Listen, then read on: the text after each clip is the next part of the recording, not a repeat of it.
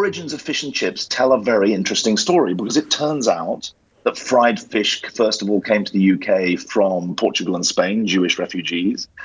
Fried chips came from French Protestants fleeing persecution in France. And the first fish and chip shop was set up by a man called Joseph Malinsky. He changed his name to Joseph Malin to fit in the East End, a Jewish refugee from Eastern Europe. And there's serious 2 points underneath this. One, let's remember that Britain's history is bound up with the rest of the world, not separate from the rest of the world. And something as quintessentially British as fish and chips actually has origins that speak to some of the most internationalist aspects of the country's history.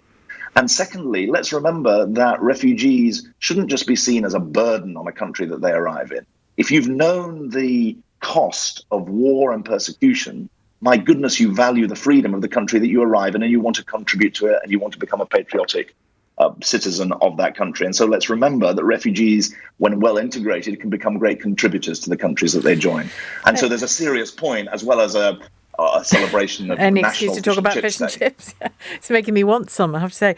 Good. But on the, I don't think there are many people who would reject the points you've just made. But some good people might say back to you, yeah, I hear you, but actually come and see where I live. Come and see what's happened to where I live because of immigration of numbers, including refugees, not exclusively refugees. And sometimes the political and the social and the economic mismanagement of that process leaves everybody high and dry.